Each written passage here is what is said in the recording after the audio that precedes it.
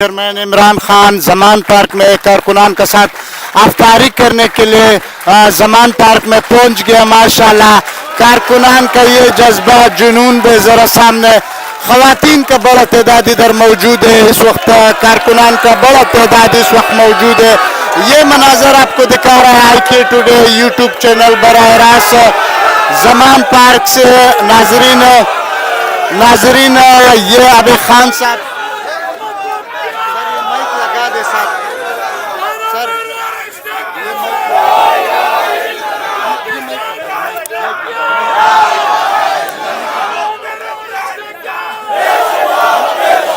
तुम्हारे पास 2 कैमरे होने चाहिए, 2-3 कैमरे हो ताकि लोगों को एक ही कैमरे से कहाँ आता है।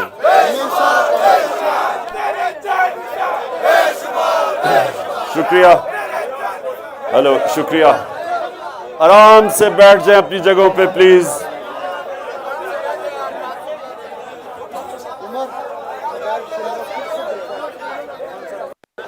बैठ जाएं आराम से प्लीज।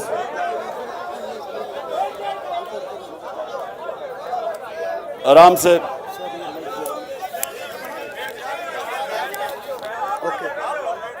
अच्छा अब थोड़ी खामोशी।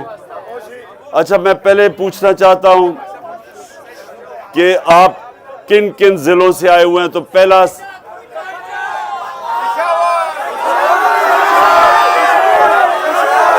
कि कौन कौन से जिले हैं, कौन से जिले हैं?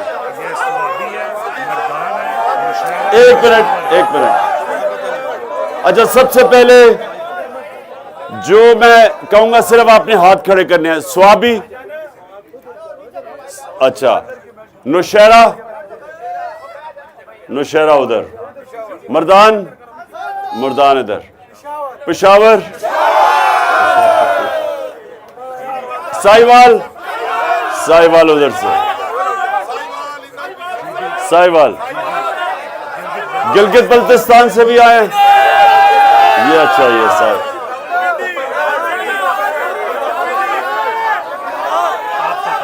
पाकपटन, चकवाल, अच्छा चकवाल। रावलपिंडी से 3 ही हो सिर्फ।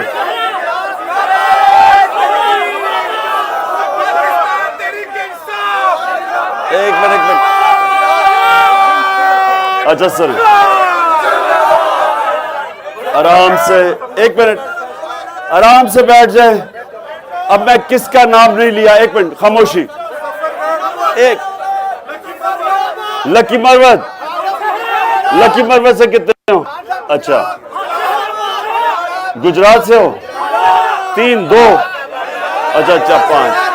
गुजरात से, बावलपुर, अच्छा बावलपुर से, मुजफ्फरगढ़ से कितने हो? ये मुजफ्फरगढ़, वो पीछे, अच्छा ओके। अच्छा बैठ जाओ खामोशी। 5 मिनट। किधर? खुशाब, अच्छा खुशाब से, माशाल्लाह सारे पाकिस्तान से आए हो। इस्लामाबाद, अच्छा वजीराबाद। बैठ जाओ मेहरबान।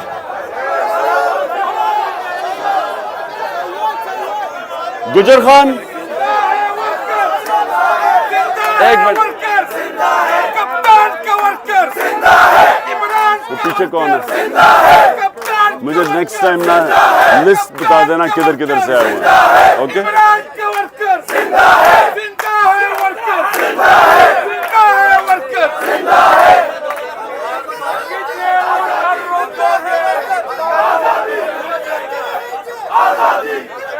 अब तो सुना, ये क्या है? क्या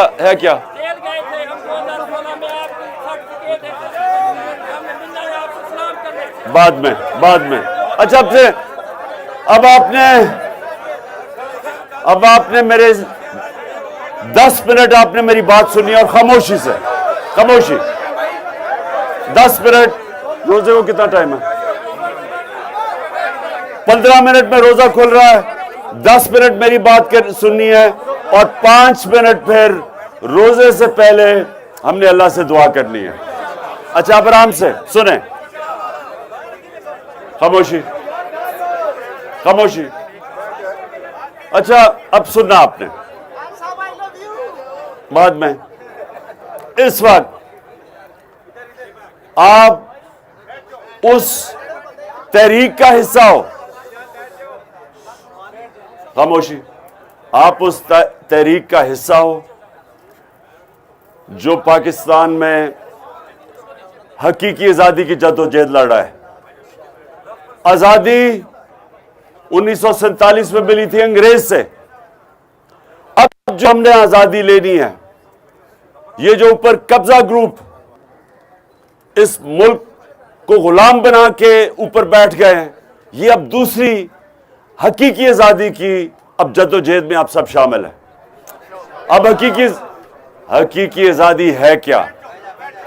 بس سنو, دیکھیں آپ نے یہاں سے جب جائیں گے آپ کو پیمفلٹس ملیں گی, مل گئی ہیں. آپ نے یہ پیغام جس طرح آپ تبلیغ کرتے ہیں آپ نے یہ پبلک کے پاس لے کے جانی ہے اپنے علاقوں کے اندر. مقصد کیا ہے؟ دیکھیں جب تک ایک غلام کو احساس نہیں ہوتا اس کی غلامی کا, وہ مطمئن ہو کے غلامی کرتا رہتا ہے. علامہ اقبال نے غلام ہندوستان کے اندر جدھر مسلمان غلام بن چکے تھے, انہوں نے اپنے شاعری کے ذریعے لوگوں کو جگانا شروع کیا, اور انہوں نے بتایا لوگوں کو کہ پرواز صرف آزاد انسانوں کی ہوتی ہے. انہوں نے شاہین, جو اقبال کا شاہین تھا, وہ کیا تھا؟ وہ آزاد تھا. کیونکہ وہ آزاد تھا وہ باقی پرندوں سے اوپر چلا جاتا تھا. تو اللہ قرآن میں کہتا ہے کہ میں نے تمہیں اپنی سب سے عظیم مخلوق بنایا, اشرف المخلوقات. لیکن قرآن میں ہی اللہ کہتا ہے کہ جب انسان گرتا ہے تو وہ جانوروں سے بھی نیچے گر جاتا ہے. مولانا رومی نے اسی کو اور طرح کہا کہ اللہ نے جب تمہیں پر دی ہیں کیوں چونٹیوں کی طرح زمین پہ رینگ رہے ہو؟ کیونکہ غلام کی کوئی حیثیت نہیں ہے, صرف آزاد انسانوں کی پرواز ہے. تو اس لیے جب ایک مسلمان اپنی آزادی کے لیے لڑتا ہے تو اس کو جہاد کہا جاتا ہے. اگر وہ آزادی کی جدوجہد میں اپنی جان کھو جاتا ہے تو اس کو شہید کہا جاتا ہے. تو آپ نے پہلے اپنا سمجھنا ہے کہ یہ سیاست آپ کرنے نہیں آئے, آپ اپنی قوم کو حقیقی طور پہ آزاد کرنے آئے. اس لیے اب آپ نے سمجھنا ہے آزادی ہے کیا. آزادی آتی ہے انصاف سے. نبی صلی اللہ علیہ وسلم نے مدینہ میں عدل اور انصاف دے کے انسانوں کو آزاد کیا تھا. اگر آپ کو انصاف ملتا ہے تو جو آپ پنجاب میں خاص طور پہ, لیکن سارے پاکستان میں بھی, یہ تھانہ کچہری پٹواری کیا چیز ہے؟ یہ لوگوں کو غلام بننے کی ایک طریقہ ہے. یورپ میں کیوں نہیں تھانہ کچہری پٹواری کا ایشو؟ کیونکہ وہ انصاف ہے. یورپ میں کیوں نہیں قبضہ گروپ؟ امریکہ میں کیوں نہیں؟ کیونکہ قبضہ گروپ کمزور کی زمین پہ قبضہ کرتا ہے. جب انصاف ہوتا ہے تو انصاف جب معاشرے میں ہوتا ہے, کمزور کو طاقتور سے قانون حفاظت کرتا ہے اس کی. اس لیے وہاں کوئی کسی بیوہ کی زمین پہ قبضہ نہیں کر سکتا کیونکہ وہاں انصاف ہے. اس لیے نبی صلی اللہ علیہ وسلم نے مدینہ میں سب سے پہلے انصاف قائم کیا تھا, لوگوں کو آزاد کیا تھا, محروم طبقے کو کھڑا کر دیا تھا. جب ایک حضرت عمر کے دور میں ایک شہزادہ جب طواف کر رہا تھا, ایک غلام کا پیر آ گیا اس کے چوغے پہ, اس نے اس کو تھپڑ مارا, وہ حضرت عمر کے پاس چلا گیا. حضرت عمر نے دونوں کو بلایا, اس سے پوچھا کہ تم نے اس کو تھپڑ مارا تھا, اس نے کہا پیر اس کا میرے چوغے پہ آ گیا. غلام کو کہتے ہیں واپس اس کو مارو. وہ شہزادہ اسلام چھوڑ کے چلا گیا. لیکن انصاف وہ ہوتا ہے جو کمزور, کوئی طاقتور کمزور کے اوپر ظلم نہیں کر سکتا, برابر کر دیتا ہے, انسانوں کو موقع دے دیتا ہے اوپر آنے کا. یہاں سے آپ یورپ کیوں جاتے ہیں؟ کیوں لوگ ویزے لے کے, چیزیں بیچ کے, کئی بیچارے کشتیوں میں بیٹھ کے ڈوب جاتے ہیں راستے میں یورپ پہنچنے کے لیے؟ کیوں جاتے ہیں؟ کیونکہ وہاں انصاف ہے. جب انصاف ملتا ہے لوگوں کو تو جو محنت کرتا ہے وہ اوپر آ جاتا ہے, وہ معاشرہ اوپر چلا جاتا ہے. جب انصاف نہیں ہوتا تو صرف طاقتور اوپر بیٹھا رہتا ہے, کمزور سارا دن محنت کرتا رہتا ہے, وہ اوپر نہیں آ سکتا. یہ جو ہمیں اللہ حکم کرتا ہے, اللہ ہمیں حکم کرتا ہے کہ نبی کے مثال سے سیکھو, ہماری بہتری کے لیے, کیونکہ وہ دنیا کی تاریخ کا سب سے بڑا انقلاب آیا تھا مدینہ میں. وہ جن کی حیثیت نہیں تھی انہوں نے دنیا کی امامت کی. تو آج بھی پاکستانیوں نے, اگر ہم نے اٹھنا ہے, یہ جو ہم بھکاریوں کی طرح پیسے مانگتے ہیں, قرضے لیتے ہیں, ذلیل ہوتے ہیں, ہمارے لوگ باہر بیچارے نوکریاں کرنے جاتے ہیں کیونکہ یہ نوکریاں نہیں ہیں, وہ اس لیے کہ ہمارے ملک میں انصاف نہیں ہے. تو یہ جو جنگ ہے, یہ آزادی کی جنگ اصل میں انصاف کی جنگ ہے. انصاف آزاد کرتا ہے. کسی بھی جس معاشرے میں انصاف ہو, بڑے بڑے ڈاکوں کو NRO نہیں مل سکتا. کہیں یورپ میں نہیں ملتا, امریکہ میں کہیں نہیں ملتا جدھر انصاف ہوتا ہے. صرف ان معاشروں میں جدھر ظلم کا نظام ہوتا ہے, طاقتور چوری کرے تو وہ NRO لے لے اور بیچارے چھوٹے چور جیلوں میں رہتے ہیں.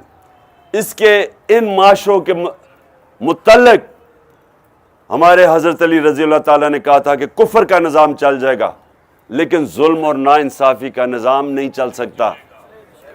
اور دوسری, ایک منٹ ٹھہرو, اور دوسری چیز انسان آزاد کیسے ہوتا ہے؟ اندرونی طور پہ ہمارے نبی صلی اللہ علیہ وسلم نے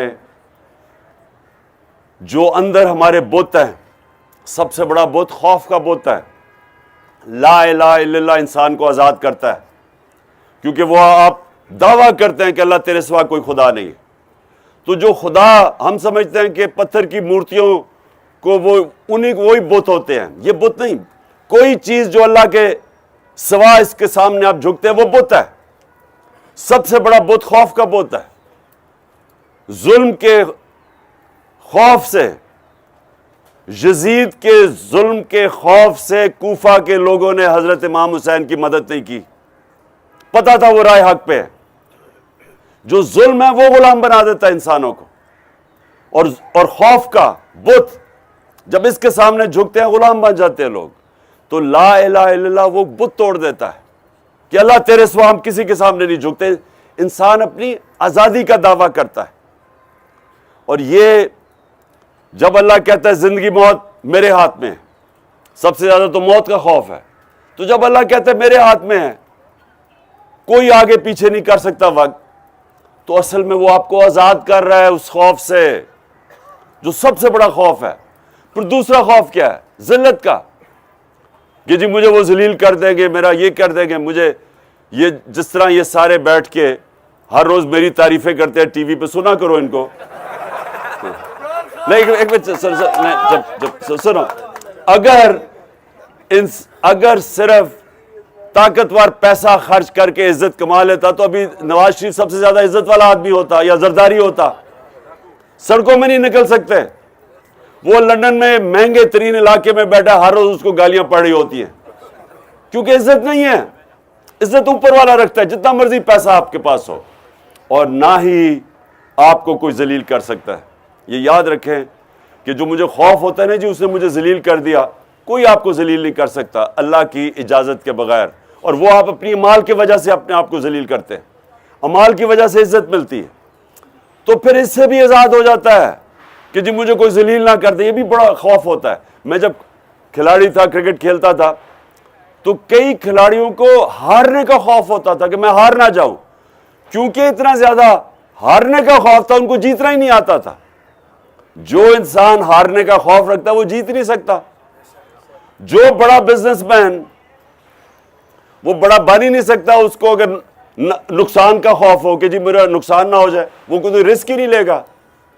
جو فوجی موت کا خوف ہوگا اس کو کوئی تمغہ ہی نہیں ملے گا, کیونکہ وہ لڑے گا کیسے اگر اس کو موت کا خوف ہے. سو یہ جو خوف ہے مرنے کا, میری یہ ذلیل نہ ہو جاؤں, اور پھر تیسرا کہ میری رسک نہ چلی جائے.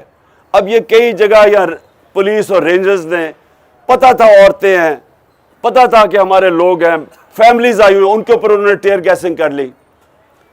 ان کا ضمیر بتاتا ہوگا ان کو, اگر ان کا ضمیر زندہ ہو, کہ یہ آپ غلط کر رہے ہیں. نہ آپ کو قانون اجازت دیتا ہے. کون سا قانون اجازت دیتا ہے؟ آپ دیکھ رہے ہیں کہ وہ لوگ پرامن بیٹھے ہوئے ہیں, وہاں فیملیز ہیں. کون اجازت دیتا ہے آپ ان کے اوپر ٹیئر گیسنگ کریں اور ان کو ماریں اور ان کو تکلیف پہنچائے؟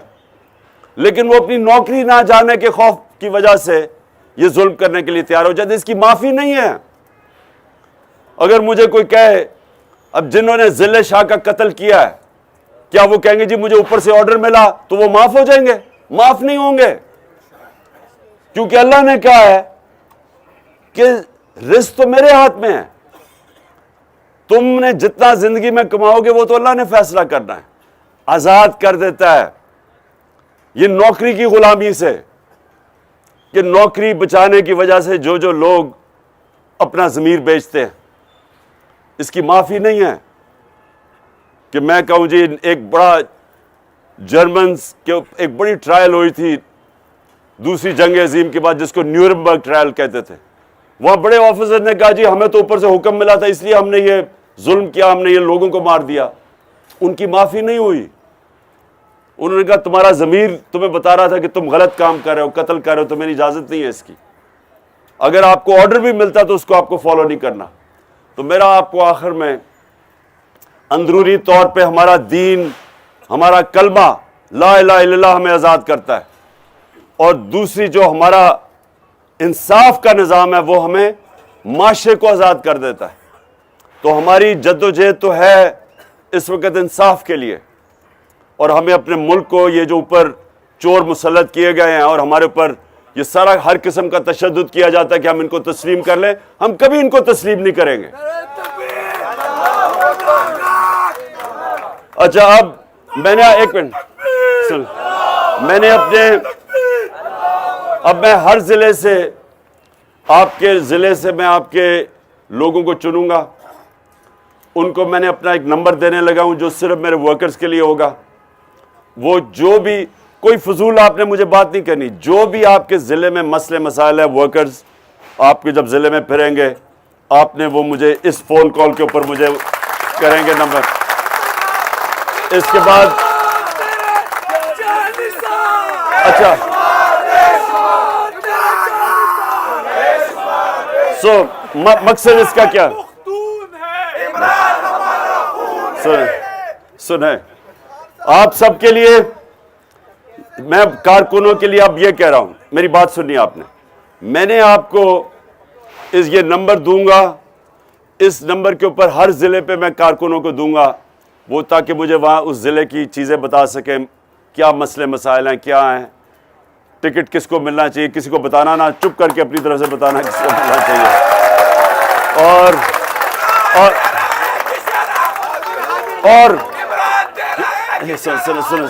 سنیں ٹائم, روزہ کھلنے لگا ہے, سنیں,